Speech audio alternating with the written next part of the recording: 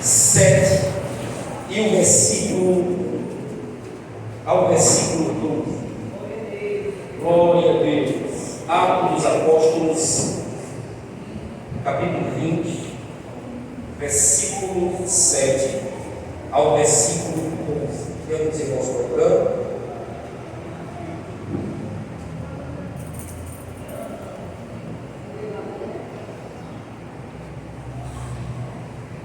Atos dos Apóstolos, capítulo 20, versículo 7 ao versículo 12.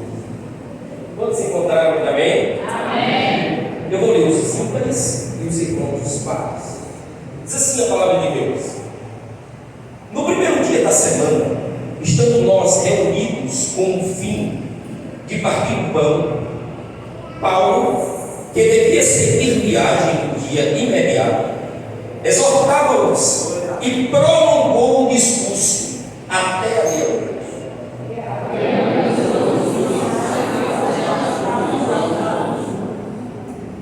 Versículo 9: um jovem chamado Eutico, que estava sentado numa janela, adormecendo profundamente durante o prolongado discurso de Paulo, vencido pelo sono, caiu do terceiro andar abaixo e foi levantado no voo.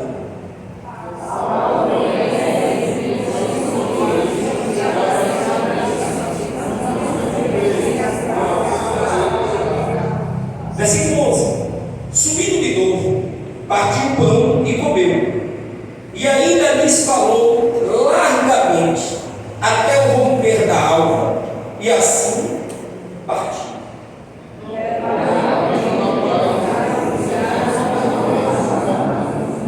A pessoa da sua lado, isso não é uma palavra para você. Vou desacetar. Queridos irmãos, nós acabamos de ler Atos capítulo 20, versículo 7 ao versículo 12.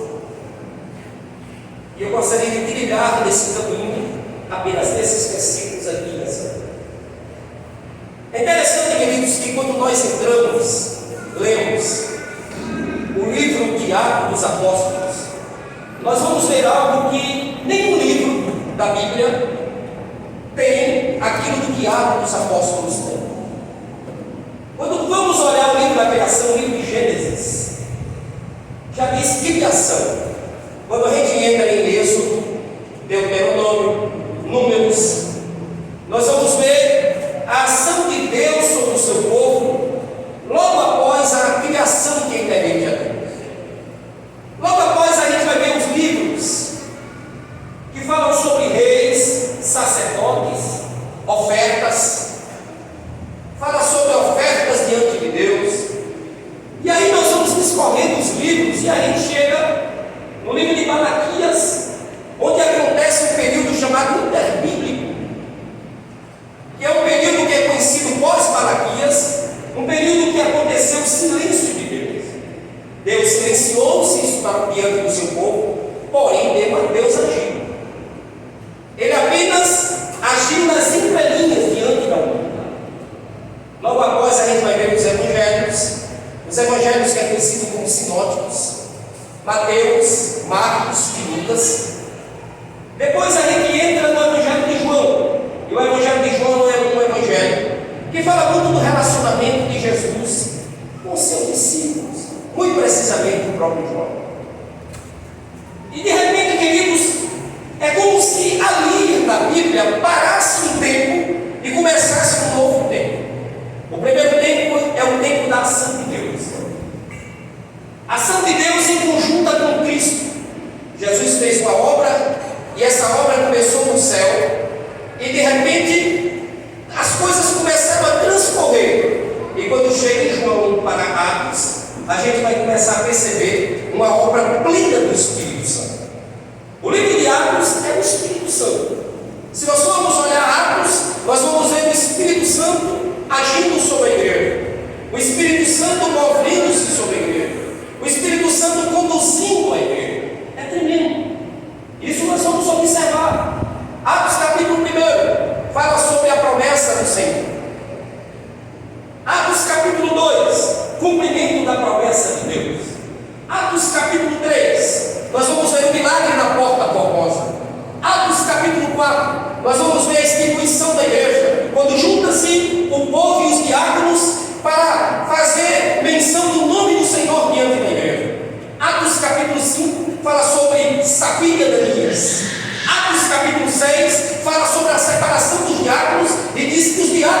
eles deveriam ter uma conduta ilibada. Atos capítulo 7 fala sobre Estevão, quando Estevão ele é apedrejado. Atos capítulo 8, a igreja ela aparece como instituição. Atos capítulo 9, a igreja começa a crescer de uma forma tremenda. Atos capítulo 10, nós vamos ver os discípulos agindo não só no norte, mas ele começa a pregar norte, sul, leste e oeste, através do Espírito Santo. Atos capítulo 11, Atos capítulo 12, Atos capítulo 13, 14 e 15, nós vamos ver uma expansão tremenda da igreja. E quando a gente chega em Atos capítulo 16, 17, 18, nós vamos ver a ação do Espírito Santo sendo movido sobre os ministérios. E quando nós chegamos em Atos capítulo 20, acontece algo tremendo. E eu quero que você entre dentro dessa história. Eu quero que, na medida que eu estiver falando, é como que você vai se sentir dentro da palavra. Olha o que aconteceu aqui. A Bíblia diz, queridos, que no versículo 7, era o primeiro dia da semana, ou seja, era um dia qualquer, um dia simples, um dia trivial, um dia que todos nós vivemos. E a Bíblia diz que nesse primeiro dia estavam todos reunidos ali. O que nós aprendemos? Todos é uma palavra inclusiva, mas todos é a igreja. A igreja estava reunida e a função naquele momento era adorar a Deus, era servir a Deus. Agora, olha o que acontece aqui. No momento que a igreja estava reunida, o apóstolo Paulo, ele estava se despedindo dos irmãos, porque ele estava naquele local e ele estava prestes a fazer uma viagem missionária. É interessante, queridos, que muitas das vezes nós queremos tomar uma decisão e Deus nos coloca outra. Quantos de nós já disse assim: Deus, amanhã eu vou fazer isso, e quando chega o amanhã, você não toma decisão e Deus coloca você em outra decisão? Sabe o que é isso? O Espírito Santo é mestre em mover espaços. O Espírito Santo é mestre em soprar sobre nossas vidas. O Espírito Santo é mestre em conduzir as nossas vidas por lugares que muitas das vezes nós não queremos. O apóstolo Paulo, no seu coração, era um coração de despedida. Ele iria deixar os irmãos naquele momento e ele iria pregar em outro local. Ele continuaria fazendo a obra de Deus. Algo incrível aconteceu. Passaram uma palavra para o apóstolo Paulo e disse: Paulo, tu vai pregar, nós estamos reunidos aqui e tu vai ministrar a palavra. Nós estamos sedentos para pregar, para ouvir a pregação. Nós estamos sedentos aqui para adorar a Deus. O apóstolo Paulo sobe e ele começa a pregar o evangelho. Isso dá-se a entender que ele não tinha preparado o que deveria ser preparado, mas Deus tem suas formas de trabalhar. O apóstolo Paulo sobe e ele começa a pregar o evangelho.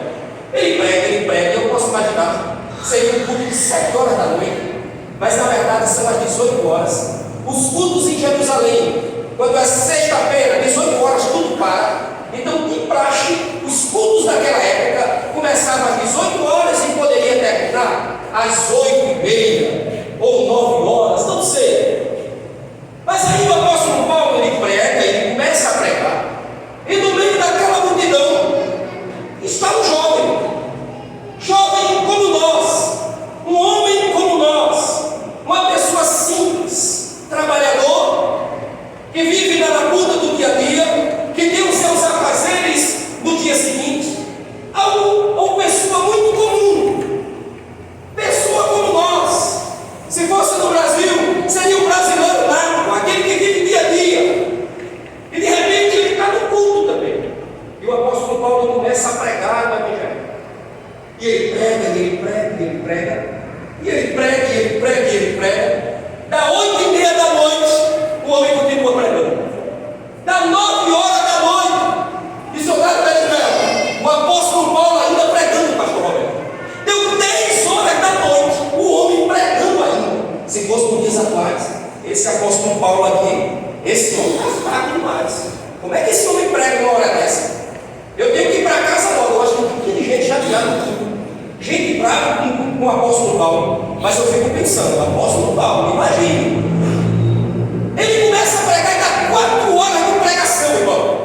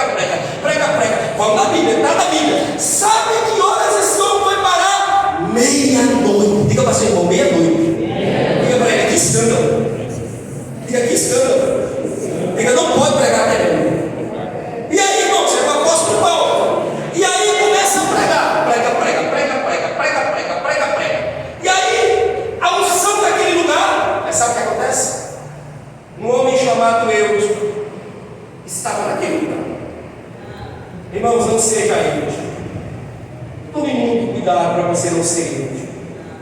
A unção de Deus naquele lugar. E era incrível. A igreja era um templo e a igreja tinha janelas. Pode ir na palavra. Eu prego lá porque a palavra diz. Está lá.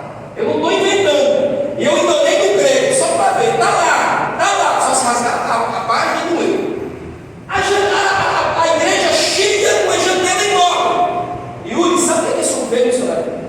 O culto rolando, a unção batendo, Deus agindo, mover de Deus, os irmãos quebrantados. Sabe o que eu fez? Subiu entre a janela e ficou assim, ó. Irmãos, que coisa escandalosa. O culto rolando e ele em cima da janela. Está na Bíblia. E ele ficava olhando para o culto, olhando para o mundo, olhava para o culto, olhava para fora da igreja, olhava para o culto, olhava para fora. Acho que ele dizia: esse apóstolo Paulo, estou cansado dessa pregação. Já são 6 horas de pregação e o negócio está feio. E esse homem em cima da janela, ele não adorava, ele não olhava para o culto e não olhava para o mundo. Ele ficava puxando os pensamentos. Vai para o seu irmão, diga: meu irmão, venha para a igreja para adorar. Diga: saia da janela. Cuidado com a janela. Diga: Deus está levantando adoradores.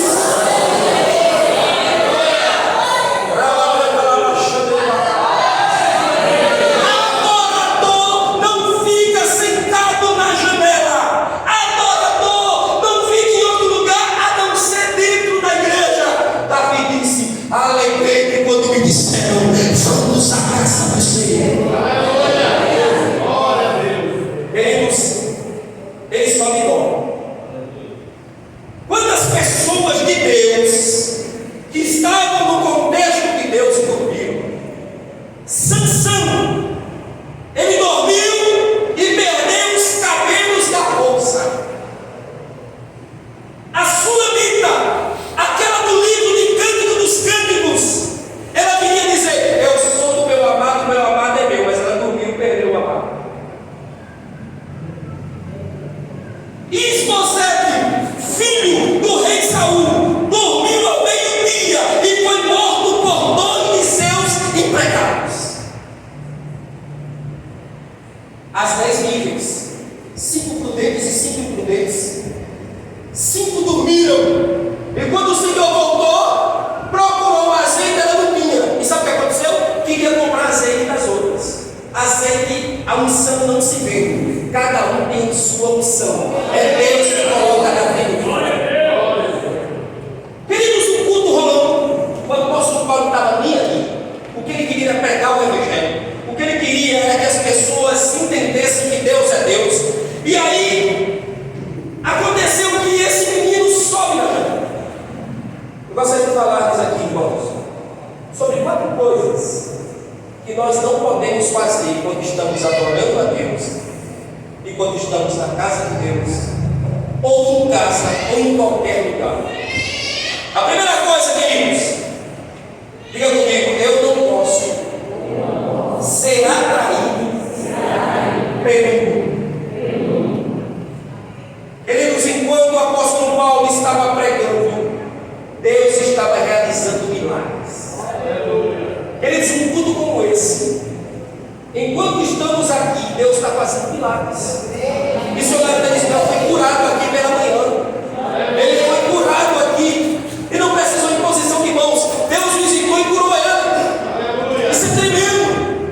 Esse menino, na hora do culto, sabe o que ele fez? Ele foi para a janela. E você sabe por que ele foi para a janela? Porque ele começou a olhar as coisas do mundo. Queridos, para olhar as coisas do mundo, não precisa realizar as coisas do mundo. Não precisa. Às vezes o cara diz: fulano está no mundo. Ele às vezes não está no mundo. Mas a não adoração o faz transportar para o mundo. Porque se você não adora, você é o quê? É não adorador. Se você não busca Deus, você é o quê? É alguém que não busca. Se você não tem o seu coração para Deus, é o quê? Alguém que tem o coração petrificado. Não basta dizer que sou. Nós temos que ser. Nós temos que viver. Nós temos que andar com Deus. Nós temos que viver para Ele. O apóstolo Paulo lhe pregava com muita alegria. Sabe por quê? Porque nos momentos mais difíceis da sua vida, nos percalços da sua vida, quando ele pensou em desistir,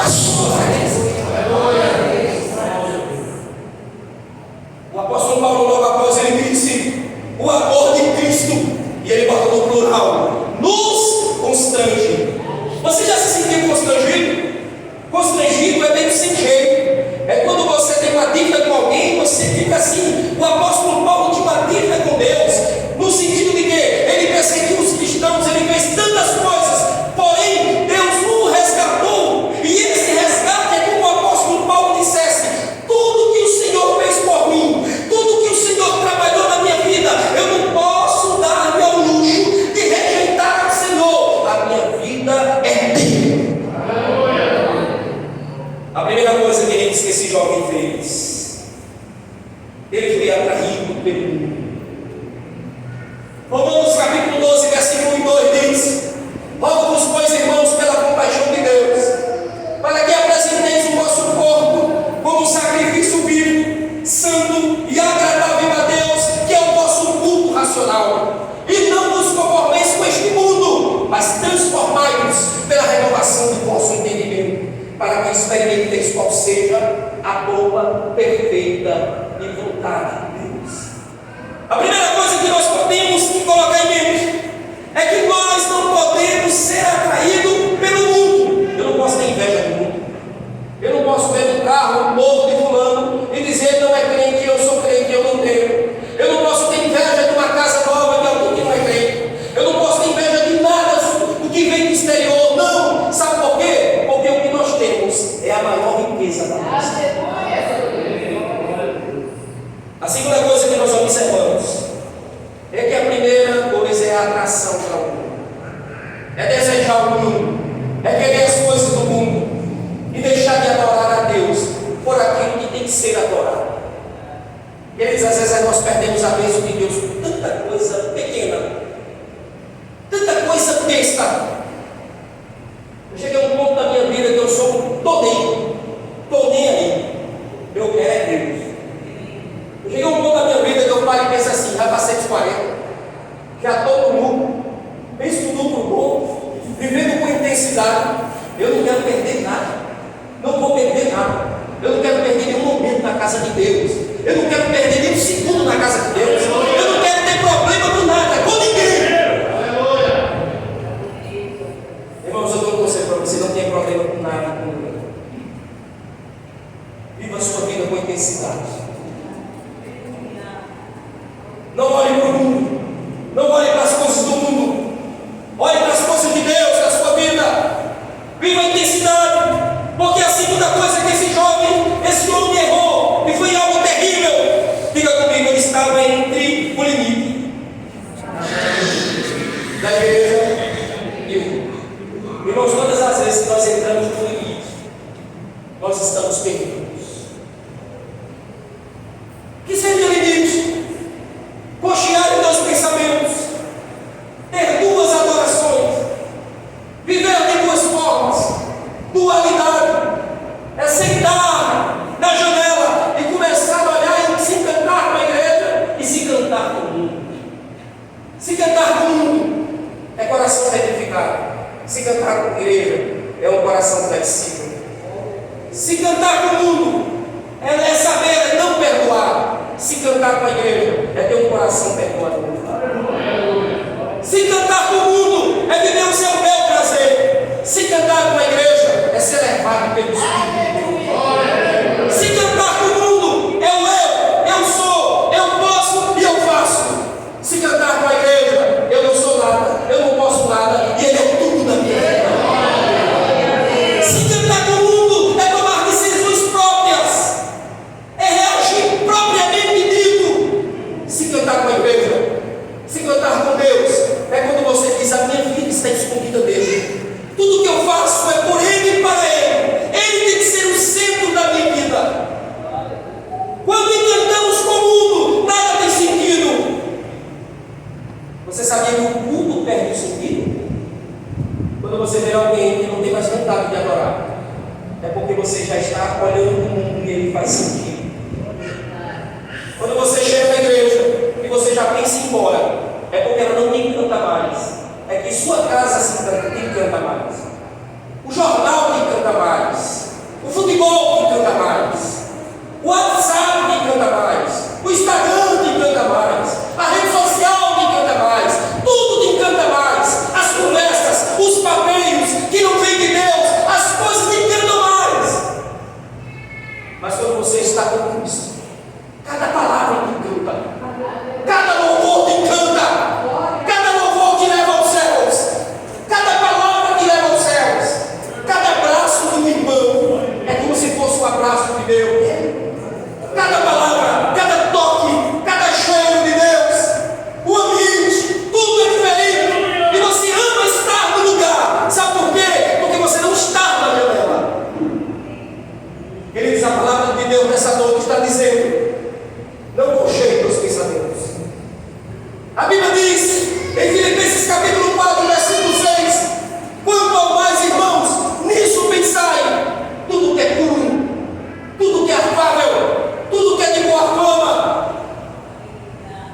indispensável. Nós temos que ter a nossa mente em Cristo.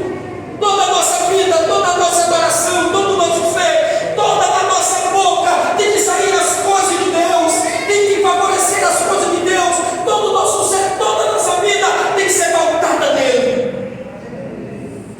Quando cogemos dois pensamentos, nada tem mais graça, nada encanta. O louvor é mais um louvor, o culto é mais um culto. Se você está assim, tome muito cuidado.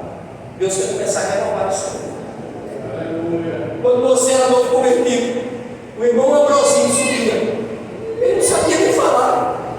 E quando ele começava a falar, você se encantava, porque você via Deus na vida dele. Quando você não está bem, Ambrosino já não faz mais sentido. A música que você chorava, você não chora mais. Sabe por quê? Porque essa música para você se tornou repetitiva. E quando se repete, é como se você dissesse, não faz sentido.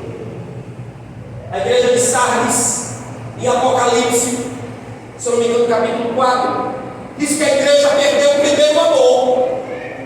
Ela não tinha mais desejos, ela não tinha mais desejo da adoração, ela não tinha mais desejo de Deus.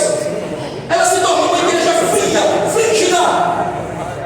E a Bíblia diz que ela foi morrendo, e ela se acabou com o tempo. Deus quer começar a reacender a chama do nosso coração, reacender os cultos, reacender a nossa casa, reacender a nossa vida. A nossa vida só tem sentido se tiver uma adoração. Queridos, nós estamos aqui hoje, amanhã você não sabe. Basta um caroço desse tamanho aparecer e teve um diagnóstico terrível. Você chora e você vira até crente. Você quer vir em todos os cultos, você quer vir em toda a adoração. As pessoas que você magoou, você corre para pedir perdão, para não ir para o inferno. Você começa agora a olhar para a vida e dizer assim: meu Deus, eu quero Deus. Sabe por quê? Porque aquele carocinho mostra que nós não somos nada. Aquela doença, algo que veio e ninguém pode escapar. Eu sempre digo: o homem, um dia, ele vai ter que morrer de próstata. Mas o que é isso? Acima dos 90 anos a próstata diminui e o cara morre. E um dia a mulher vai ter que morrer também.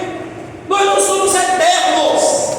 Nós temos que colocar isso na nossa cabeça. Se nós não somos eternos, nós temos que viver como se a eternidade estivesse muito próximo da gente, como se a gente vivesse hoje, mas ainda não. Como se nós olhássemos para a vida hoje, pensando o seguinte: a minha vida vai se extrair muito rápido, e o que eu preciso é fazer o melhor para mim, fazer o melhor para a minha família, fazer o melhor para o reino de Deus. Quando você está no limite, você está no limite dos teus Deus. Você pipoca com qualquer coisa você fica com raiva, qualquer coisa te chateia. Parece que é uma combustão, um combustível. Nada presta, está tudo ruim. Às vezes reclamamos da nossa casa, minha casa não, meu emprego, e reclamamos de tudo e de todos. Sabe o que é isso? Às vezes nós estamos no limite, e esse limite é terrível. Eu vi não era nem pastor, foi um camarada que falou, acho que foi dando um exemplo, que estava o diabo de um lado, os anjos do outro, e uma pessoa do meio. E o diabo, não, os anjos faziam assim: vem para cá, rapaz, passa para o meu lado, vem-se embora. E o cara estava no meio. Ele olhava para os anjos, mas não tinha reação nenhuma. E de repente o anjo olhou e viu do outro lado o diabo de braços cruzados. E o anjo disse: isso é apenas por que você está de braços cruzados? Ele disse: enquanto você chama, você está perdendo tempo, porque enquanto ele estiver no meio, ele está comigo. Enquanto ele estiver no meio, ele está do meu lado. Porque quando nós estamos em Cristo, nós não estamos no meio, nós estamos no braço dele. Eu vi o pastor Jorge Linhares, eu li esse livro. Jorge Linhares disse que se tem uma coisa na Bíblia e uma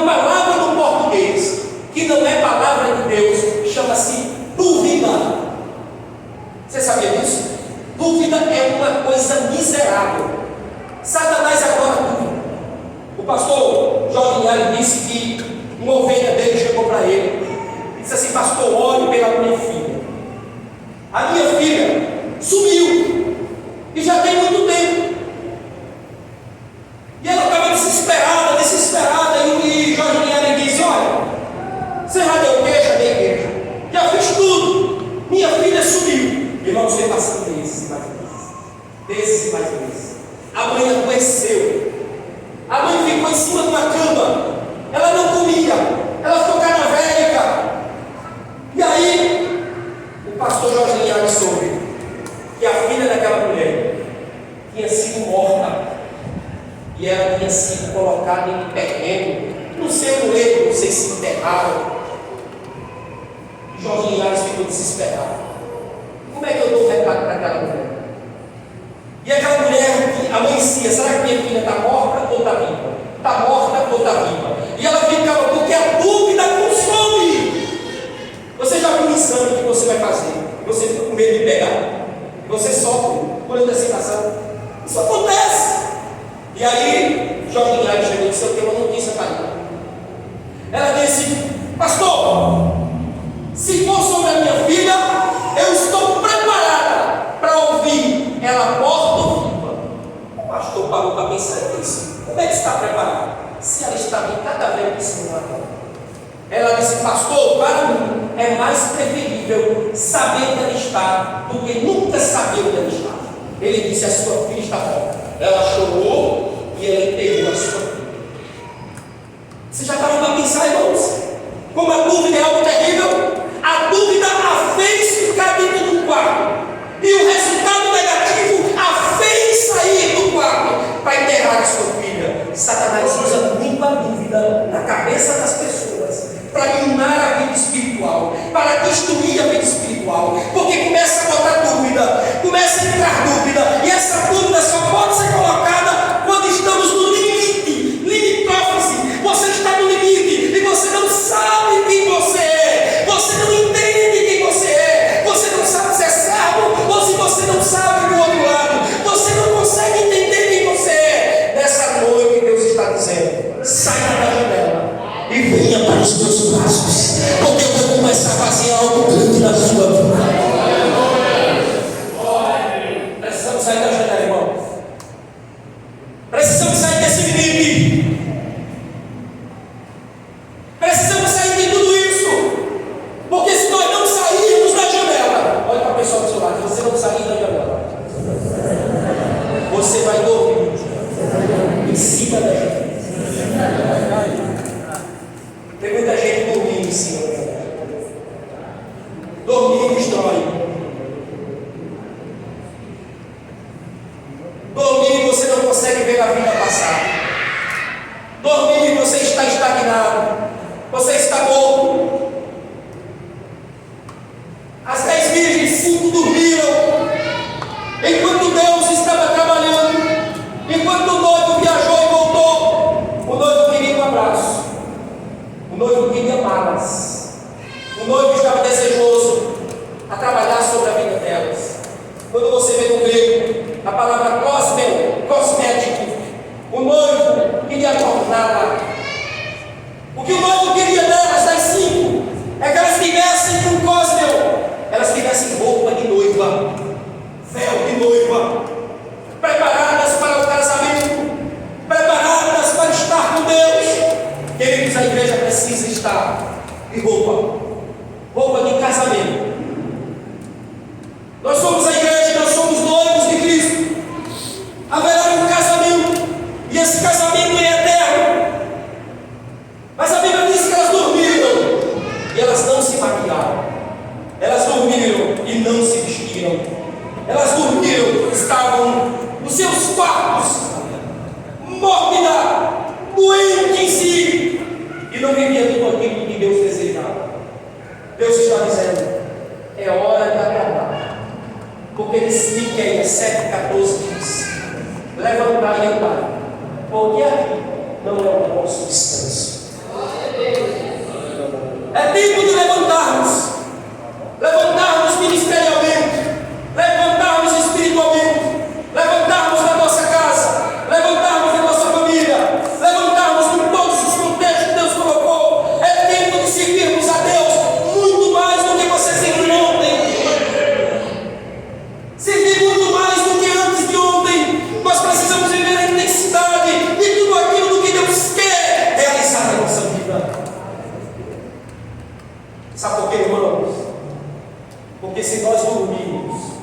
vai acontecer uma tragédia.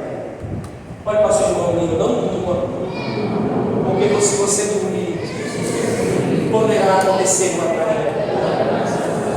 Sabe que tragédia é essa, irmão? Não é físico, não. É espiritual. Talvez até físico, dependendo do que a pessoa tem que fazer. Você sabe o que aconteceu aqui? O apóstolo Paulo pregando, e a Bíblia diz que foi até meia-noite a pregação. Aquele jovem dorme, e quando dorme você cai. Se você dormir, você cai. A Bíblia diz que quando ele estava na janela, ele caiu. E quando ele caiu, aconteceu a quarta verdade. Ele caiu morto e vencido. Quantas pessoas têm caído mortas e vencidas? Ele estava espiritualmente acabado, destruído. Ele estava morto. Não tinha mais nada. Eu faço uma pergunta aqui: cadê a família desse jovem? Cadê a casa desse jovem? Cadê a mãe dele? Cadê o pai dele? Cadê os projetos desse jovem? Estão mortos. Cadê os projetos dele? Eu faço uma pergunta aqui para a Bíblia: cadê a obra evangelística da vida desse jovem? Cadê a pregação da vida desse jovem? Cadê o evangelismo nos hospitais? Cadê o coral? Cadê a direção de culto? Cadê a pregação e o louvor na vida desse jovem? Eu não sei qual é o ministério dele, mas Deus tudo. Eu faço uma pergunta para esse jovem: cadê os amigos que ele poderia pregar? Cadê a família que ele poderia pregar? A família, a casa, os amigos, as pessoas que estavam próximas. Cadê? E a resposta é: ele estava morto. Ele não poderia fazer nada. Mas sabe o que aconteceu? O apóstolo Paulo, quando chega meia-noite, ele prega. A Bíblia diz que ele escuta um barulho. Aquele jovem cai. E quando ele cai morto. Mas uma coisa eu aprendi, irmãos, é que existe algo no reino de Deus chamado misericórdia. A palavra misericórdia do grego vem de uma junção chamada misericórdia. O que significa? Córdia significa uma veia do coração. E sabe o que acontece? Ele cai morto, cai destruído. Muitos naquela igreja poderiam dizer: o homem se acabou, o homem morreu, o homem se destruiu, o homem está acabado, não tem mais chance no ministério dele, toda a família está acabada. O apóstolo Paulo, sabe o que acontece? Ele desce. E quando ele desce, está na Bíblia. A Bíblia diz que ele cai em cima do jovem e abraça. Sabe o que Deus está dizendo? Eu estou abraçando a sua vida. Sabe o que Deus está dizendo? Estou restaurando a sua vida. Mas para ter restauração você precisa querer, desejar. Se você desejar, Deus faz. A Bíblia diz que quando ele abraça esse jovem, a Bíblia diz que esse jovem torna a pergunta. Você sabe o que faltou na vida desse jovem? Eu anotei aqui: faltou oferta. Tem gente que, em vez de dar oferta de Abel, dá de Caim. Dá um culto qualquer, não acontece nada. Dá um culto emocional. Eu culto emocionalmente aqui, mas a Bíblia não cultua ali. O culto é sempre. Você sabe por que a oferta de Caim não foi recebida? E de Abel foi recebida? Você sabe por quê? Porque a de Caim não tinha sangue. Isso eu aprendi quando eu não converti estudando. E de Abel tinha. O sangue representava o Cordeiro de Deus que tira o pecado do mundo, que é Jesus. E eles chegaram diante de Deus e ofereceram um sangue cheio.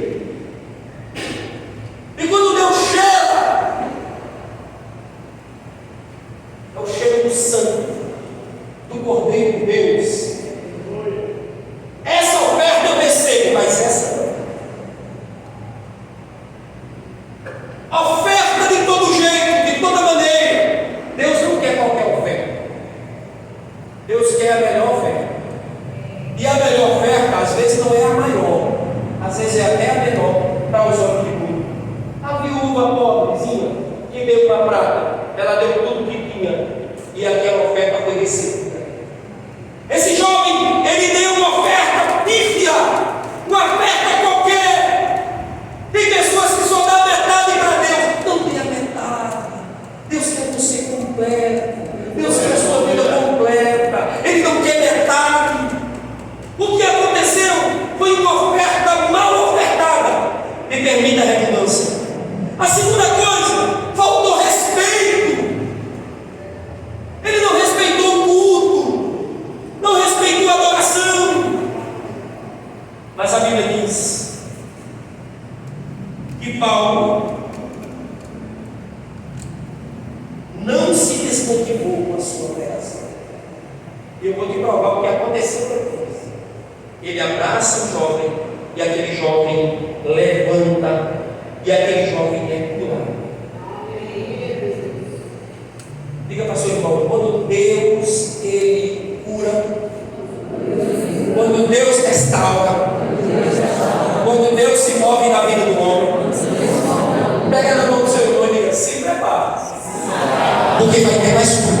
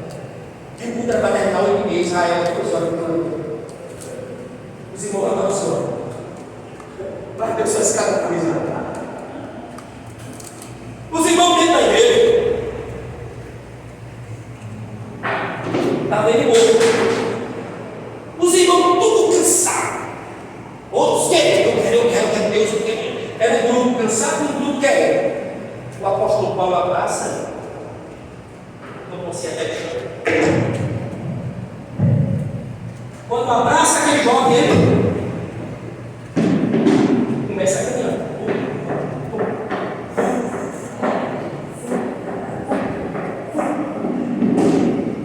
Vai na Bíblia aí. Diga o que está acontecendo. Vamos lá. Vamos lá. Vamos lá. O negócio é com a Bíblia. Paulo, ele estava bom. A pregação foi até meia-noite. Jesus curou. Jesus fez uma obra tremenda. Jesus sacudiu o culto. A pergunta é: ele levantou? Sim. Levantou? Ele foi para casa? Diga comigo, não. Olha o que a Bíblia diz. Eu sou apaixonado pela palavra. Olha o que diz aqui, ó. Versículo 10. Olha 10. Fica um pouco com água na boca. Vamos lá. Versículo 10. Descendo, porém, Paulo inclinou-se sobre ele, abraçou, e disse-lhe: não vos perturbeis, que a vida está dele. Subindo de novo, partiu o pão e comeu, e ainda lhe disse: falou largamente até o romper da alva.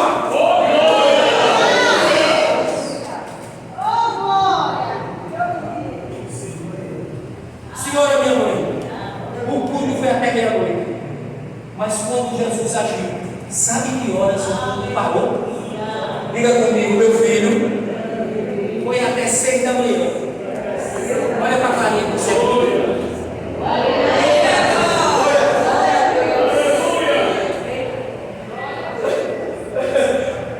12 horas de culto seguido. Aqui.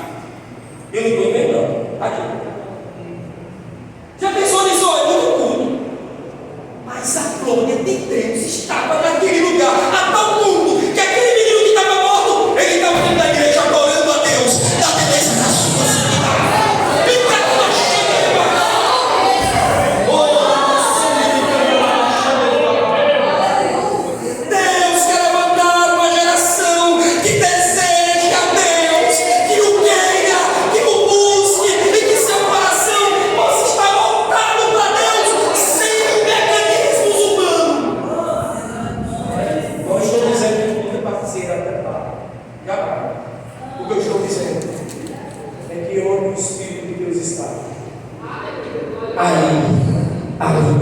filhos. Nessa noite, o Espírito Santo está dizendo: meu filho, não seja inútil, não desmaie, corra, não fique um crente zanzinga, um crente morto, um crente sem vida, porque ele diz: eu te amo tanto. Porque Isaías 54, 10 embora voltam e se desviam de um lado para o outro, e o meu constante amor não se separará de ti, assim diz ele. Ele está dizendo: meu filho, não morra, meu filho, não fique na janela, meu filho, não adoeça, meu filho, não se contamine com as coisas do mundo, não petrifique o seu coração, mas se você petrificar, Deus está dizendo: eu vou quebrar o seu coração, eu vou te abraçar, eu vou te dar a sua vida, eu vou curar você, eu vou restaurar a sua vida, eu vou mover-se sobre a sua vida e vou fazer com que você me adore em espírito e verdade. Em homenagem a esse sermão, eu quero que você fique de pé. Eu vou terminar faltando 3 minutos para o final.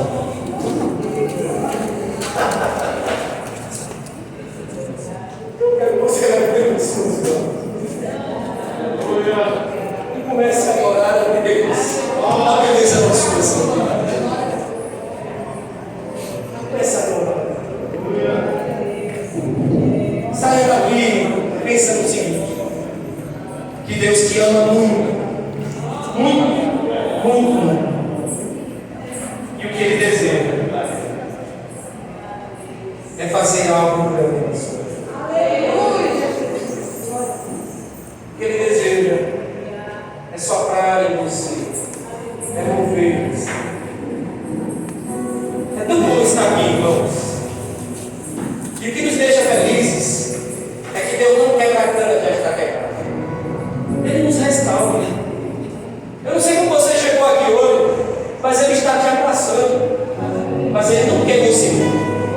Ele não quer você dormindo. Ele não quer você parado. Ele não quer você estagnado. Ele está dizendo: eu quero que você volte ao primeiro amor. O primeiro amor, você se encantava com tudo. Tudo você se encantava. E quando o amor se perde, você começa a se desencantar. Mas hoje o Senhor está dizendo: eu te amo. Eu amo a sua vida. Jesus está dizendo: eu estou lhe abraçando. E o meu amor está sobre você. E Ele vai te fazer uma nova criatura. Se seu ministério tem se perdido, Deus está dizendo: eu vou te dar novamente. Se você